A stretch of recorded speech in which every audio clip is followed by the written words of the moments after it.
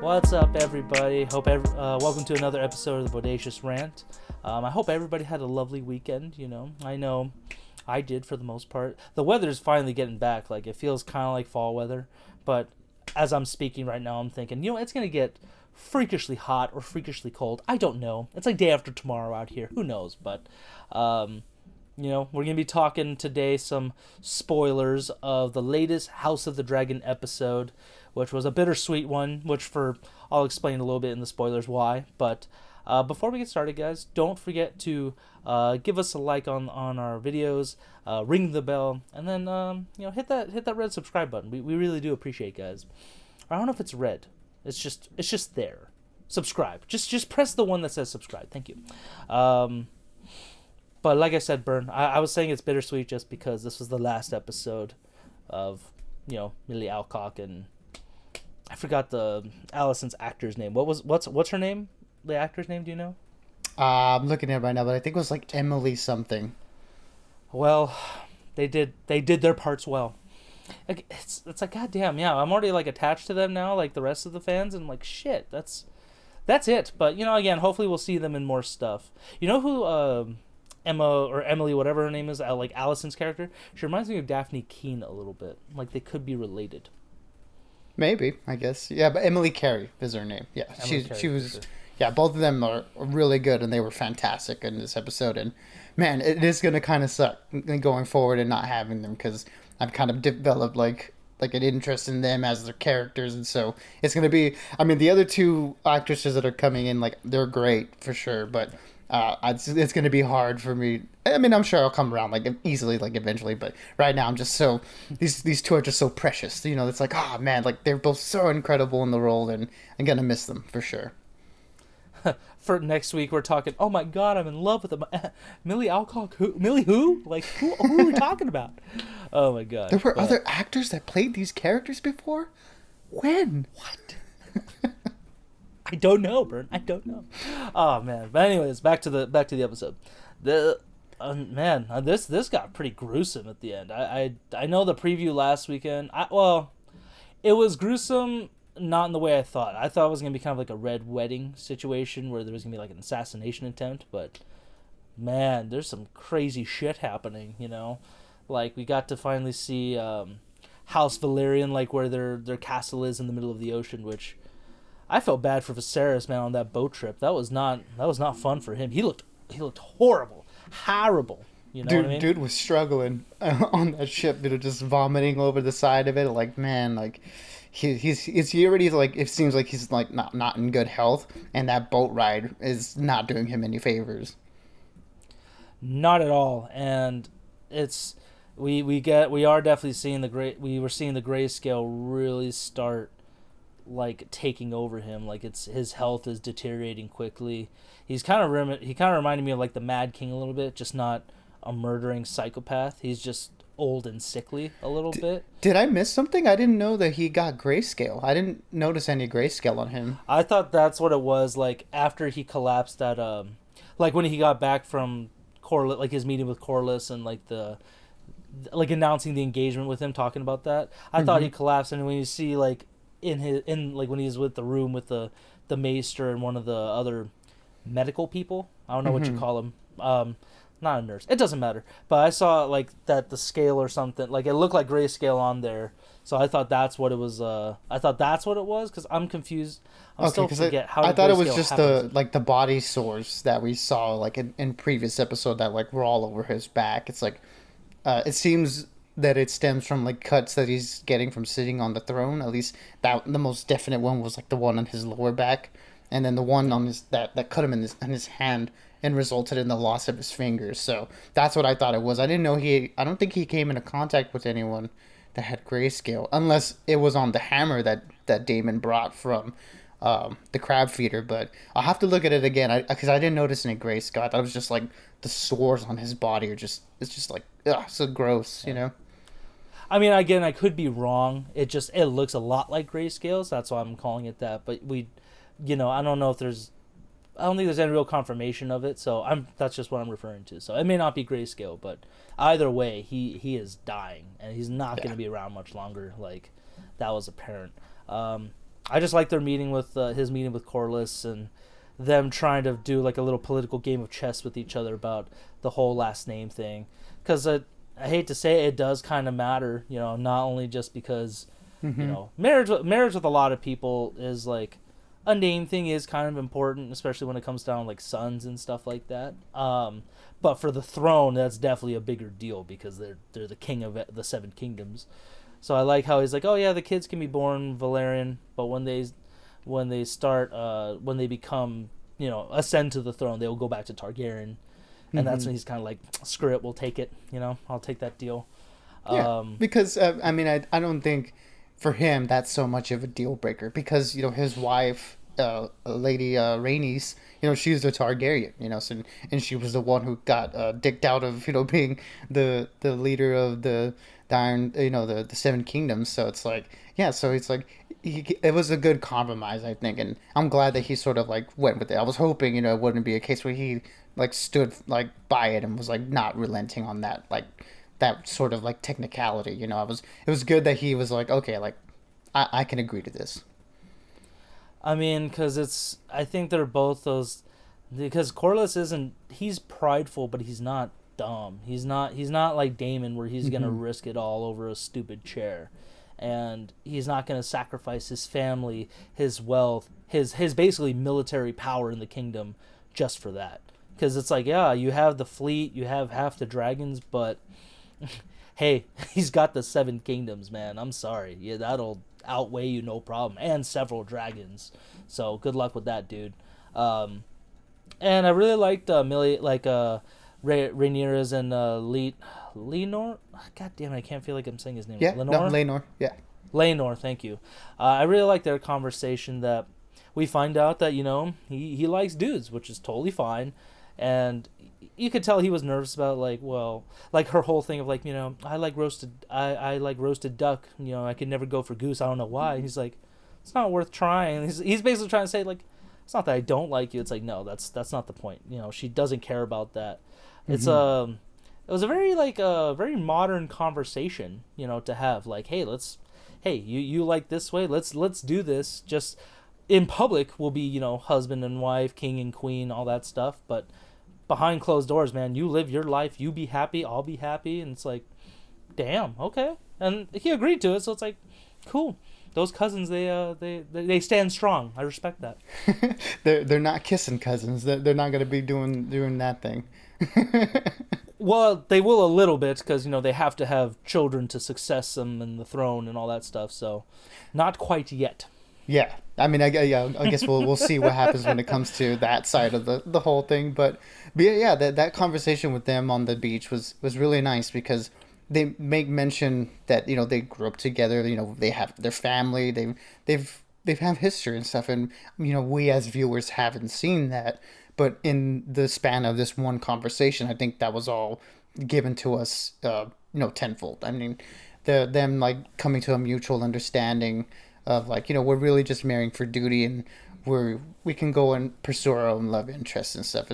It was a really cool, like you said, more like modern like type of conversation that's being had in a more historical fantasy you know setting. It was really nice to see them sort of be able to come to this agreement because you're like oh you know you really want to see her with someone else because you know it's like oh you know she's only doing it for duty. So the fact that they were able to come to that understanding was sort of like a you know best case scenario, and the fact that it worked out at least at that point was pretty interesting to see. And you know this mirrored with the conversation that Corliss has with Rhaenys about like we're putting our son like on like we're painting a big target on his back. Like they both know like yeah of course you know their parents they're gonna know that their son is gay, but like the fact that it's gonna be like possibly open to the public eye if anyone like catches it like they're worried about. I mean, at least Rhaenys is worried about it. So like them sort of having this little like you know a little bit of caution going on here. Like yes, we want our son to be part of you know the throne and his successors to be like you know successors to the throne, but at the same time we are worried for his well-being because of how people might react in case this got out. So these two conversations were really, really well done and set up sort of the stakes. Like, they have this understanding, but anything can sort of like go wrong, in the future. So, yeah, very, very interesting stuff going on here. Yeah, and it's kind of funny. They're all okay with inbreeding, but God forbid one of them's gay, and it's a whole thing. It's a problem. It's very interesting. Anyways, and then oh my God, I can't talk. Rhaenyra has her own little dirty secret too. Like even though she didn't hook up with her uncle, there's those rumors going around. She did bed with Kristen Cole, who, man, he really snapped this episode. And a once honorable man is now driven to madness, just because Rhaenyra gave it to him. She gave him the goodies, and he really lost it all for the nookie. And it's like, I mean, he could have also just said no to it, but I think he genuinely did like her, and she kind of just took him on just because like we were kind of joking last week. She had baby blue balls, man. She had to get her jollies on. But it was just that conversation on the boat. It was like harsh, just so cringeworthy to see. Like he wanted to run away with her, have a life with her, but she's like, no, I'm the queen. I gotta stay here, and you could just come into. Basically, she wanted him to be his Marilyn Monroe, and he's like I gave up piece, like. Yeah, I gave up the chastity of the white cloth to be with you. Like, how do you not get this? And it's like, it was bad. A lot of hard conversations had happened this episode, because there was that one, and then Alicent having to say goodbye to her dad because Viserys is just saying goodbye. Like, you're done with your job. Go back home. I don't need you anymore. And it's like, it's the whole thing of like, you sided with Rhaenyra, like, I don't know why, like, you're my daughter. It's like, dude, because she's your daughter, you put her in this whole situation, asshole. Mm-hmm. Like, how could you be mad at her? You set this whole thing in motion when you started sending her to him, like, and she called him out for it. Like, this is all because you wanted Aegon to rule. Like, this, like, if we didn't care about this as much, none of this would be happening. Yep. But, oh my gosh. But he did kind of also lay down a truth bomb on her, like, if, like, worst case scenario, Rhaenyra does become, he dies, because he even knows, like, he is dying. He's sick. He's not going to last much longer. That once she succeeds to the throne, it's like your Aegon, your, other kid, she'll probably put him to the sword. Like, she'll kill them off just to end any line to threaten her ruling, so.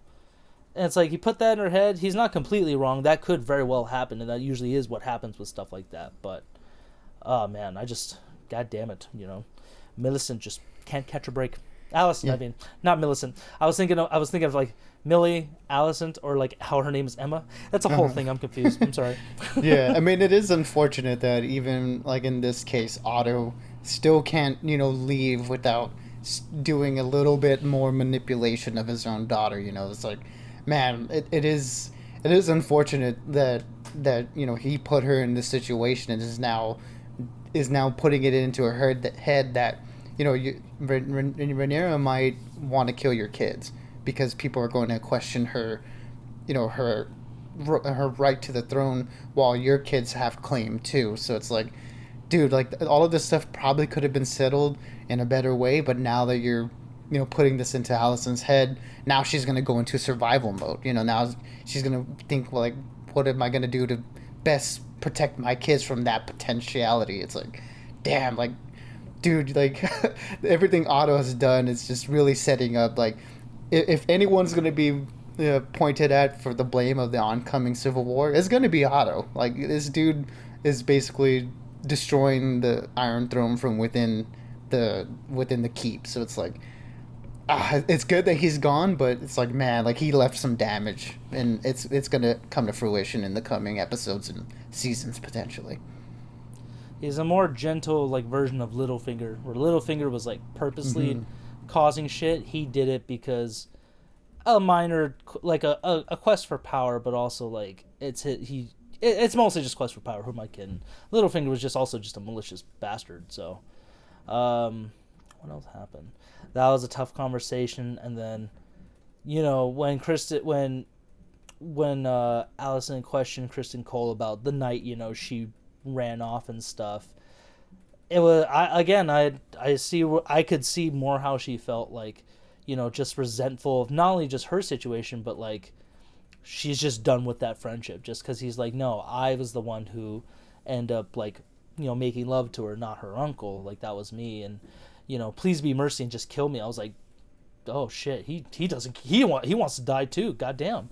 That was like, I could see like that shitty part, like, her dad did call her out, like, you decide to choose your friend who, even though I had a trusted source, I think it was just one of those things, like, she felt like, god damn, I sided with the wrong person on this argument. And given she didn't hook up with her, like, Rhaenyra didn't hook up with her uncle, but it's just she's just feeling like more despair as this show goes on. It's just sad. But yeah, like I said, I don't know how you felt about that part. Yeah, I mean, she's in a situation that she doesn't completely like. Like, she was basically pushed into this marriage with Viserys by her father, and now has kids and stuff, and now she's fulfilling her duties as a queen. And we've heard it mentioned a few times that she sort of feels isolated. Like she does say, like, oh, I'm the queen, I have all these friends, but you can tell, like, she doesn't really. And the one friend that she did have, their relationship is a little bit shattered because of course, her situation with her dad. It's like, yeah, she's at this point, she is isolated and alone, and now that she feels a little bit resentful of Rhaenyra's perceived, I guess, freedom. Like, she sees Rhaenyra doing all these other things, potentially having sex with other men, getting to go out and basically do whatever she wants, and now she's going to be the heir apparent to the throne. And whereas Alicent is what what Rhaenyra said last week's episode, locked up in a tower, forced to birth children. It's like she hates her reality, basically, and is a little bit, like you said, resentful of what Rhaenyra's been doing these last few episodes, and years, of course, since there's been a lot of time jumps. So it's unfortunate that it seems like that's going to start coming into a head, especially with Otto's parting words.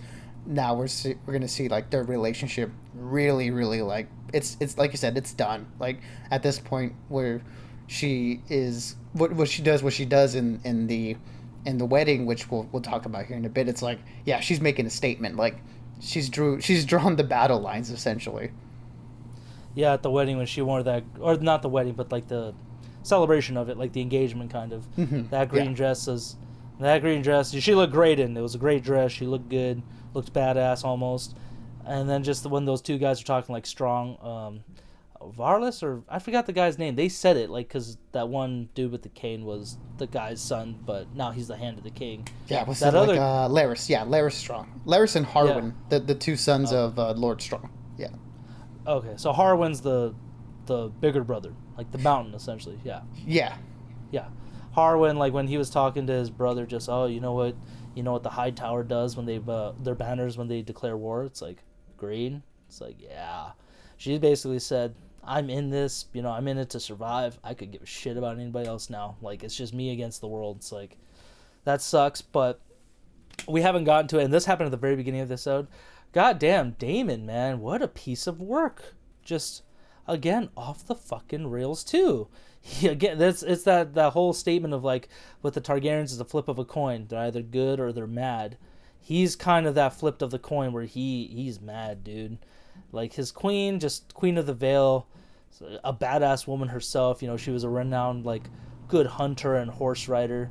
Yeah. Oh, my God. Oh, the part still freaks me out where he just sets that horse up to freak out and just fucking crushes. As soon as you hear that crunch and just her laying down, I'm like, yep, that's it. Yeah, she's paralyzed. Yeah, she's done. I like her little quip to him. Just, of course you can't finish, because he never has this whole season, except for the battle of the Crab King or Crab Eater. Mm-hmm. He hasn't finished shit, and then he grabs the rock. Like, all right, fine, let me finish this. It's like, damn, just that's just such a douchebag, but an honorable douchebag. You know what I mean? Yeah, it's unfortunate because in the brief moments that we saw her, which was just like a few minutes in the beginning of this episode, I was like, damn, this chick is really cool. And it's like, you can tell that Damon doesn't really like her because she don't take no shit. Like she seems like no nonsense. Again, like in this conversation, the only one that we've had between the two of them, she's just constantly calling him out on his bullshit. It's like, oh, what happened? Like you're coming back, tail tucked in between your legs because your brother kicked you out. It's like, dude, like she's just laying in on this dude, and it's all true. Like it's all true. There's no word that she says that is false, and then that little dig that she leaves him with to sort of like finish the job, like, oh, you could never finish, commenting on his impotence in bed that we've seen, in this last few episodes, and sort of like, yeah, dude, like if you're gonna do this, like if you're gonna kill me, go through with it and don't be a coward. Like I know why you came here, so finish the job. So it's like, damn, like what a badass way to go for her, crippled but still sharp of wit, and I guess you meet the sharpness of that rock. It's unfortunate, but she was really cool. More like the bluntness of it, man. That was just, ugh. Again, the part just freaks me out, just the horse, because that shit can happen. Not with somebody just pushing the horse, too, so just crazy stuff. But I think as soon as Corliss told him what happened, oh, his wife died, she got crushed by the horse, her head and her skull and her spine, he had that face like, oh, you motherfucker. Like, he knew what his brother did right off the gate. And when he came back to him at King's Landing, he called him out on it. I forgot exactly what he said, but he gave him that look like, I know what you did, dickhead. Your dream ain't gonna happen. You're not marrying Rhaenyra, because that is essentially what he wanted. And the wedding was the celebration was such a cool thing, like just a great build up. Like you see Sea Smoke and the other dragon just flying through over the fleet of Valerius ships. That was really neat. And it just looked like a nice time. Everybody's all dressed up, having fun, or, well, at least most people are. They're trying to celebrate this union. And yeah. when he came on, it was just, oh God, what's gonna happen now? Like, you bastard. It's like the minute he entered the room and the minute Allison entered the room, like the tension was just so palpable with like all these different characters. Like there's so many like different like glances at people that we're seeing. It's like, dude, like, what's gonna happen? Something's gonna pop off, but who's gonna be the one to do it? It's like, who's gonna break here? I was just like, man, like Game of Thrones and their weddings, name a better duo. I hate to say it, like anything with a bad wedding is now synonymous with the Red Wedding. Like it's just, it's kind of horrifying because the Red Wedding was really bad. So it's one of those things. It's funny, but oh man, and it's funny because it wasn't even Damon or Allison that caused shit. Mm-hmm. It was Laenor's lover who told Kristen, like, hey man, we're gonna be the closest ones to the king and queen. Let's keep their secrets together. Like, let's keep their secrets intact and be there for them because if it's bad for them, it's bad for us, and stuff. And it's like, that was the thing that set him off, man. Like, he shouldn't have said anything, dude. It's like, dude, look at this guy. This guy looks like he's about to break. Like, don't talk to him. What are you doing?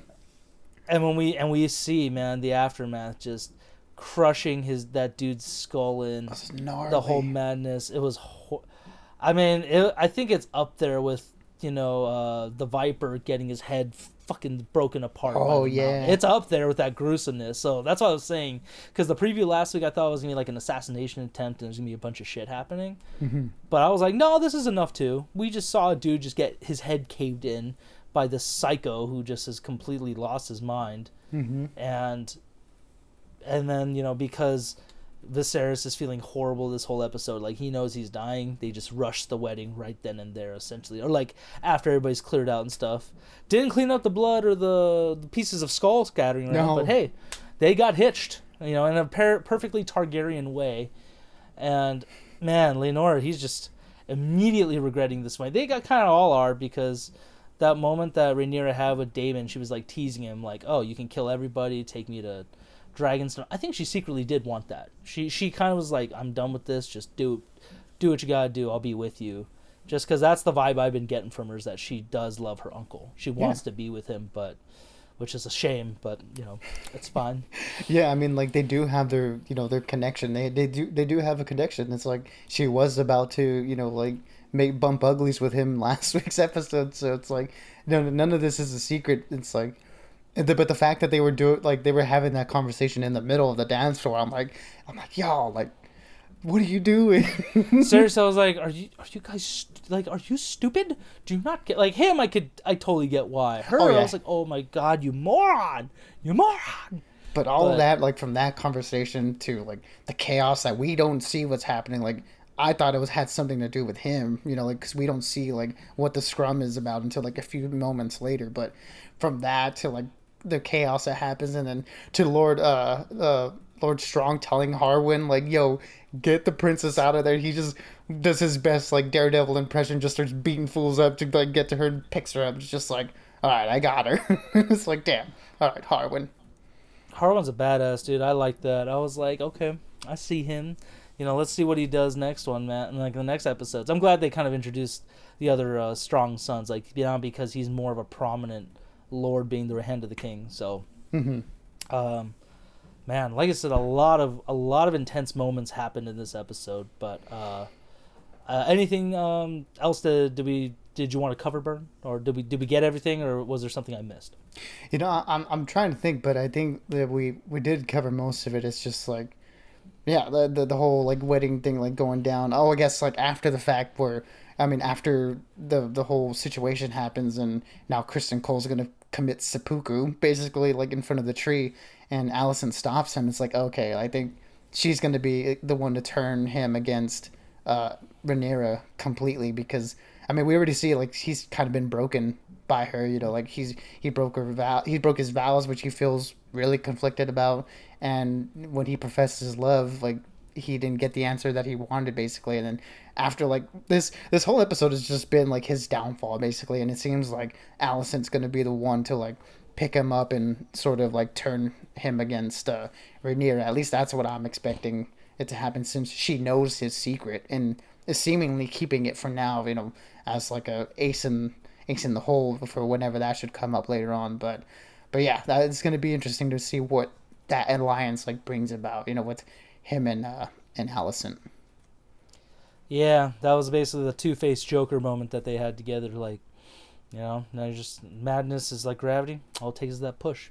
Given that the push already happened, but she's gonna hold on to that. So, Oh man, like I said, solid episode. I really wish there were more dragons in it though. So hopefully we'll start seeing more as the season goes on. Because Syrax's sea smoke, the other dragon you can kind of barely see, and you know, Cyrax or her dragon, like, that's not enough. This is House of Dragons, goddammit. Where's all the dragons? I need carnage. I need fire and blood. Their statement. But oh man. Anyways, guys, let us know what you thought in the comments. Like, are you guys loving this show so far? Did you kind of dig all the juicy gossip and backstabbing that happened this episode? Are you guys kind of starting to fade off, maybe because there's not enough dragons? You know, perfectly fine in my opinion. So either way. But until next time, guys, again, we got more She-Hulk coming, more Rings of Power, and again, the award season is starting to happen. I'm gonna go see Avatar again in Fort Lynn Dolby or something this upcoming weekend, so I'm excited. But until next time, guys, stay bodacious and keep on ranting for us. Absolutely, everybody. As always, be good, be safe, and we'll catch y'all on the next one.